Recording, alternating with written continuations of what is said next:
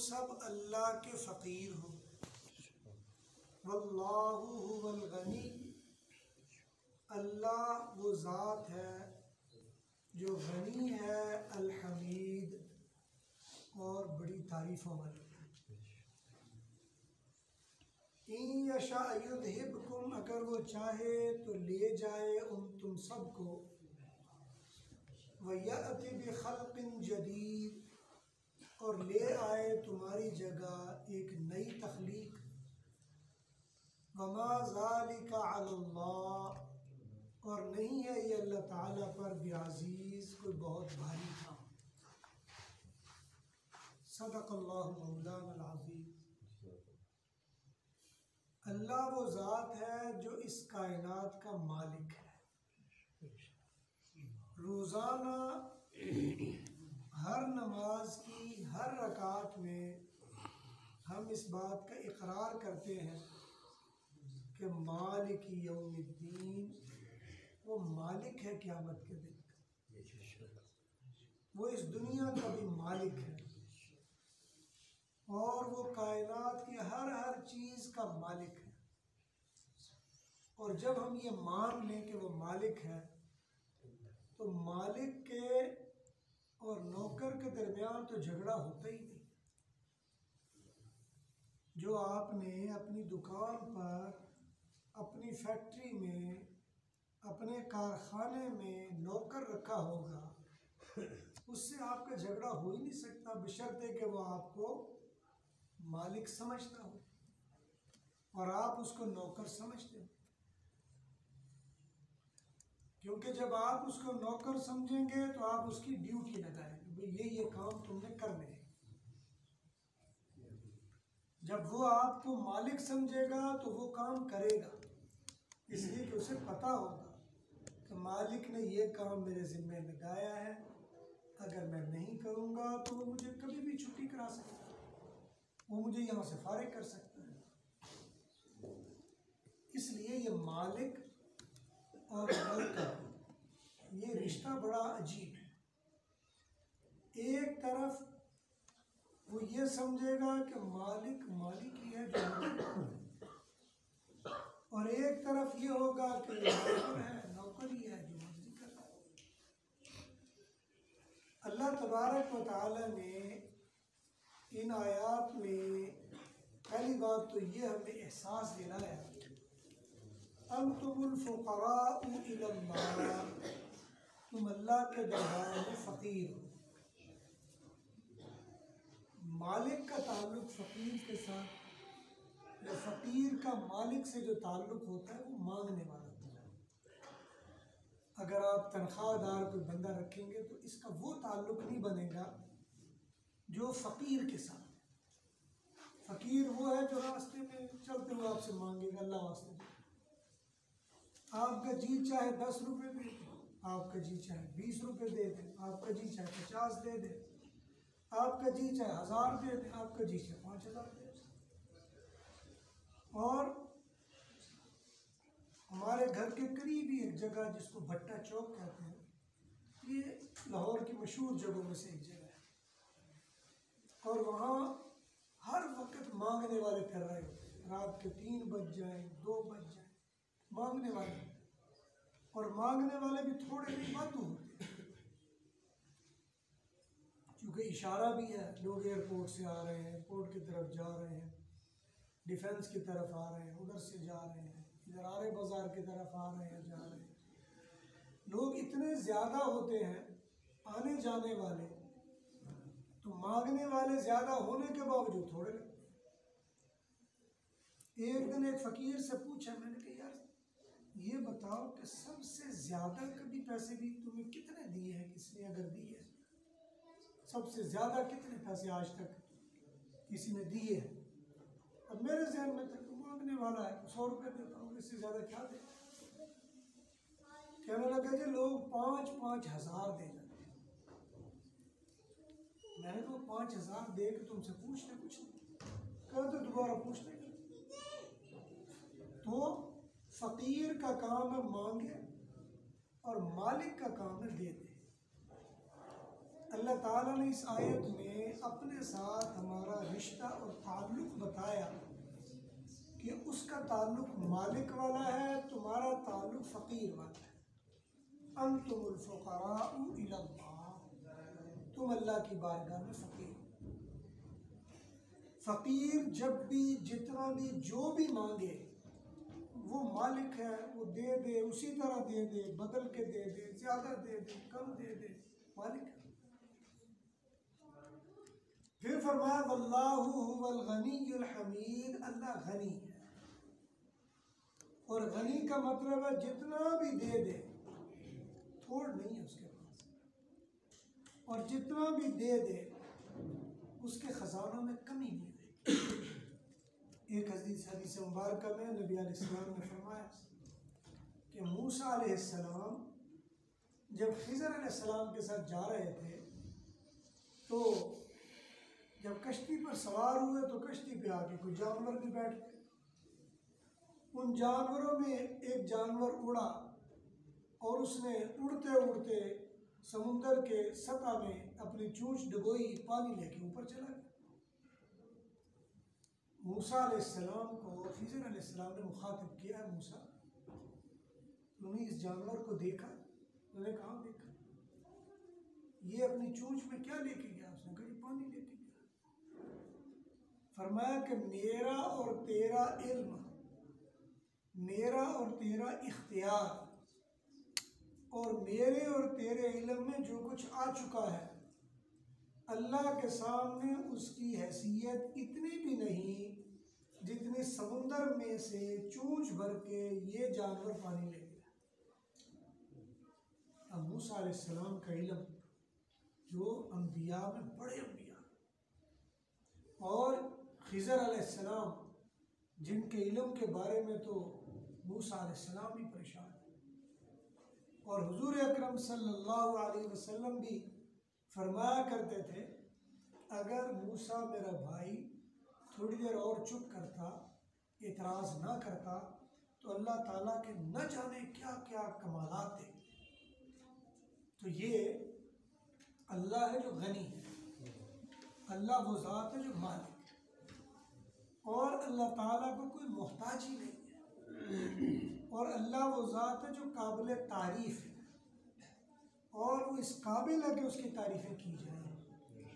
ये इसलिए नहीं कहा जा रहा कि आप तारीफ़ें करें, आप तारीफ़ें करें या ना करें, थोड़ी करें या ज़्यादा करें, आहिस्ता करें या ऊँची करें, किसी ख़ास वक्त करें या हर वक्त करें, अल्लाह तबारक व तआला की बारगाह में तारीफ़ से आप कुछ नहीं कर सकोगे। अल्लाह तो मालिक है। और एक हदीस मुबारक में है, नबी अलैहिस्सलाम जब मेराज पर तशरीफ़ ले गए तो आपने देखा कि आसमान से आवाज़ें निकल रही हैं।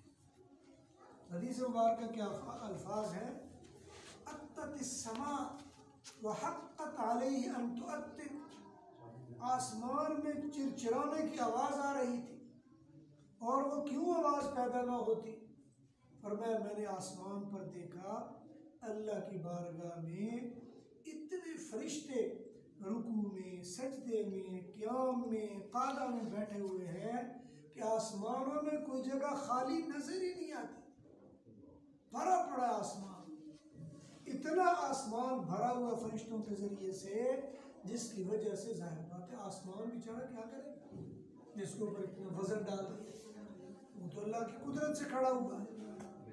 इसलिए फरमाया गनियुन हमीद, अल्लाह तो है ही तारीफ़ों वाला, और उसकी तारीफ़ें तो जितनी की जाए उतनी थोड़ी।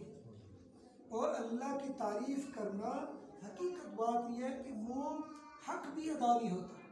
अगर आप समझो कि अल्लाह की तारीफ़ करके आप उसका हक अदा कर दोगे, नहीं कर सकते। दुनिया में आप किसी की तारीफ़ करके हक अदा कर सकते हो। आप किसी को खाना खिला दो, किसी को पानी पिला दो, शरबत पिला दो, दावत कर दो, वो आपकी तारीफ़ कर लेगा, कोई ना कोई मौका आएगा हक अदा हो जाएगा। लेकिन अल्लाह वो ज़ात है कि उसका हक अदा हो ही नहीं सकता। उसकी तारीफ़ अदना से भी जो उसकी नेमत है उसके बदले में भी नहीं कर सकते। इसलिए अल्लाह ताला ने फरमाया गनियुन हमीद, वो गनी है, उसे तुम्हारी मोहताजी नहीं, वो तारीफ वाला है, तुम्हारी तारीफों की तरफ वो देख नहीं रहा। और अगली आयत में फरमाया इन यशा युद्धिबकुम व यअति बिखल्क़िन जदीद, अगर वो चाहे तो तुम्हें ले जाए और तुम्हारी जगह नई मखलूक लेके आ जाए। असल में इस आयत में इशारा है इस बात की तरफ नबी अलैहिस्सलातु वस्सलाम को अल्लाह तबारक व तआला ने एक मरतबा कहा कि ये लोग अगर मेरी नाफरमानी करें और फिर मुझसे तौबा करें, फिर नाफरमानी करें, फिर तौबा करें, ये अंदाज़ मुझे अच्छा लगता है। और फरमाया अगर ये लोग मेरी नाफरमानी करना छोड़ दें तो मैं इनको बदल कर इनकी जगह और मखलूक पैदा कर दूंगा जो मेरी नाफरमानी करेंगे, फिर मेरी तौबा इस्तिग़फ़ार करेंगे और फिर मेरी तारीफ़ें करेंगे, फिर नाफरमानी करेंगे, फिर भूल के आगे कहेंगे अल्लाह को भूल गया था। और ये अदा अल्लाह को पसंद है। अल्लाह के बंदों की जो अदा पसंद आती है वो बंदे की अदाई भूल जाना है। बंदे से गुनाह हो गया, भूल के गुनाह हो गया, याद आया फिर तौबा कर, तौबा की तौबा की तौबा की और फिर बाहर गया, फिर किसी यार ने उल्टे काम में लगा दिए, फिर लग गया और फिर ख्याल उठते हुए फिर गुनाह कर दिया, फिर आगे तौबा शुरू कर। ये आदत अल्लाह को पसंद है, वरना फरिश्ते तो इबादत में हर वक्त लगे हुए जो भूल ही नहीं सकते, उनको गलती होती नहीं और उनसे कभी ऐसा काम होता ही नहीं जो गलत हो।